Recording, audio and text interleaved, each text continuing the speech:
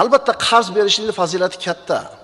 Payg'ambarimiz aytadilar: "Ma min muslimin yuqridu musliman qardan marratayni illa kana ka sadaqatiha marratan." Bir musulmon boshqa musulmonga 2 marta qarz bersa, ana shu 2 marta qarz bergani bitta sadaqa qilgan bilan barobar bo'ladi. Sufyon as-Savri aytadi: "Sadaqa berishimdan ko'ra birovga qarz berishim men uchun mahbubroq." Chunki sadaqa muhtoj bo'lmaganlarga ham berilishi mumkin, ammo qarzni faqat muhtojlar oladi. Nasiya savdo halol. Lekin mana shu nasiya savdoni bahona qilib bir musulmon ikkinchi musulmonni qarz botqog'iga tiqib tashlayapti. Bir odamning mashinasi bor. Naqd pulga sotsa 5000 ga sotadi. Asl narxi 5000. Qarzga kirib qolgan muhtoj odam keladi-da, haligi odamdan shu mashinasini so'raydi, nasiyaga. Qarzdor qarzini taqab yotibdi bu yoqda birov, endi berishlikka majbur. Shuning uchun haligi 5000 lik mashinasini 7000 ga o'tkazadi. Bozorga olib chiqib sotsa 5 ga sotadigan mashinasini nasiyaga berayotganligi uchun 7 ga beradi. 2000 foyda qilyaptimi? 40% foyda qo'ydi. Endi o'sha bilan ish bitmaydi. U 7000 ga o'tgan mashinasini ustiga 1 yilga nasiyaga berayotganligi uchun 50% foyda qo'yadi yana. Tanish manzarami? 50% degani 3,5 degani. Endi qarang, narxi asli 5000 lik bo'lgan mashinasi 10500 ga o'tyapti. 100% dan ko'proq foyda qilyaptimi? 5000 lik mashina qarzdorga 10500 ga o'tdi. Bunaqa foyda keltiradigan tijorat qayerda bor hozir? Bunaqa ishni nasiya savdo deb qilayotganlar, ha, to'g'ri, nasiya savdo. Shunaqa ishni qilayotganlar bir musulmonni ko'rib bilib turib qarzga tiqib tashlash emasmi? Ya agar ona bankdan prosentga pul olsa hamchi, bank ham 13%, 15% beradi. Bularni berayotgan sistemasi bo'yicha 100% dan o'tib ketyapti. Bunaqa katta foyda qilayotganini bilganidan keyin boyaga nasiyaga sotayotgan birodar tezda o'tkazib beradi o'zini nomiga, boyaga qarzdordi. Nimaga? Tezroq birovga berib yuborsin deydi. U 5000 lik mashinani 10,5 ga olib oldi. Naryoqda uni taqayotgan haqdorga olib borib turib, qanchaga beradi uni? 3-4 ming orqasiga sotadi. Avvalgi qarziga yana yangi qarz ilindi. Qulog'i tinchish uchun shu ishni qildi.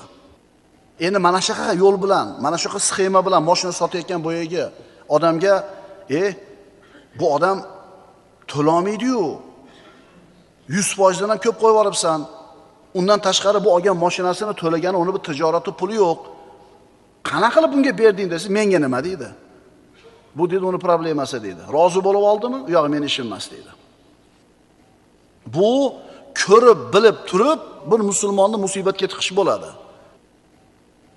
Ha, bu mashinani bunaqa yo'l bilan sotgan odam bir qaraganda yaxshi foyda qilganga o'xshayapti. Lekin rostdan foyda qildimikin? Bunaqa yo'l bilan pul topayotgan odam u pulini qayerga sarflarkin?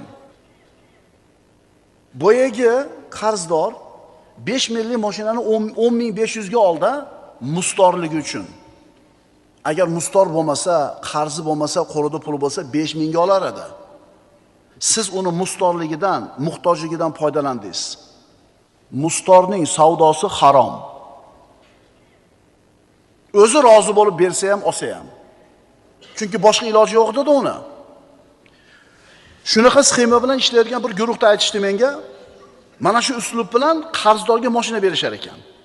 Bittasi beradi, shu sistema bilan 100% dan ko'proq qilib, muddat kelib to'lamay qolgan paytda ikkinchisi boradi, mashinamni oldi taklif qiladi. Xuddi shu sxema bilan ikkinchisidan oladi.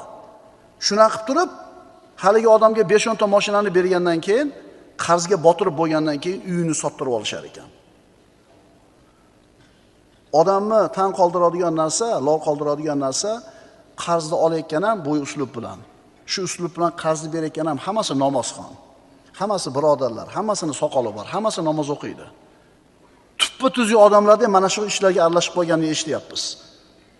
Nima desa katta foyda turibdi-da.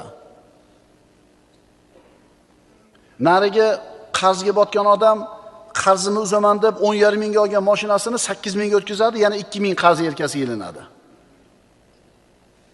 Bu mustorning savdosi deyiladi. Mustorning savdosi harom. 5-6 yil o'tib ketdi bu ishga. Bir odam qarzga kirib qolgan. Puli bor odamga kelib turib, "Hoji aka, haftasiga 13% ish bor" deydi. Desa 10 ming beradi. Haftaning oxirida 1300 foydasini olib kelib beryapti. Ribo. Aniq ribo. Rozi bo'lib beradimi, norozi bo'lib berib ribo. Chunki muddat bor, bir hafta va miqdor bor, summa bor. 1300. Endi buni o'zini pulini tanadan beryapti bunga. Ishi yo'q bu yoqda. Buni pulini beradigan bo'lmay qolganligi yana bitta odamga borib-da shu hilani ishlatadi. Bu yerda aytilayotgan narsa aniq ribo.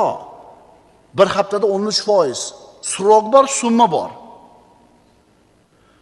100 ming bersa haftaning oxirida 13 ming oladi. 200 ming bersa 26 ming oladi. Zo'rda. Ikki tomon ham rozi. Yana bitta holat yaqinda bo'lgani bu. Pulni qarzga berayotgan odam ribo sharti bilan bergan, lekin ikki tomon rozi bo'lgani uchun halol bo'ladigan fatvo bilan yurgan. Ana shunaqa taqvoli ukalardan bittasini ishini ko'ring. Bu hali mazhab kerak emas deydiganlardan ekan, keyin bildik.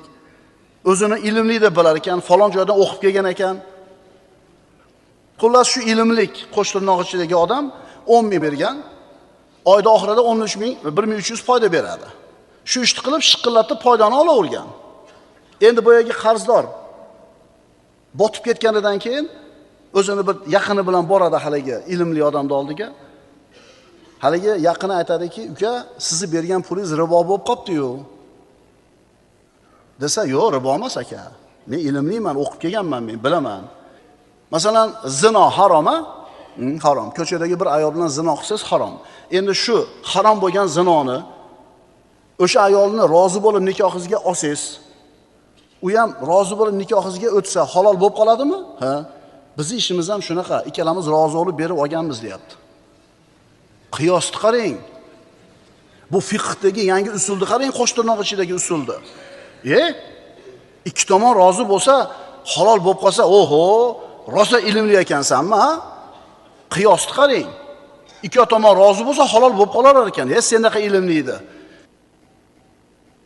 Qimorbozlar ham o'rtaga pulni tashab oshig'ini otayotganda hamma nima? Roziki bittasini yutib ketishiga. Ilmni qarang. Qaysi mazhabda bor? Qaysi fiqh usulida bor? Bunaqa qo'shtirnoq ichidagi ilmlida bunaqa usuliy qoidasi bilan qo'shtirnoq ichidagi ish yuritiladigan bo'lsa juda ko'p harom ishlar halol bo'lib ketadi-yu. Ko'ryapsizlarmi bu ilmlilarning qanchalar ilmliligini? O'zini to'qib olgan usuli bilan harom narsani halol qilib turibdi. Qaysi mazhabda bor bu? Qaysi usulda bor? Qiyosni qarang.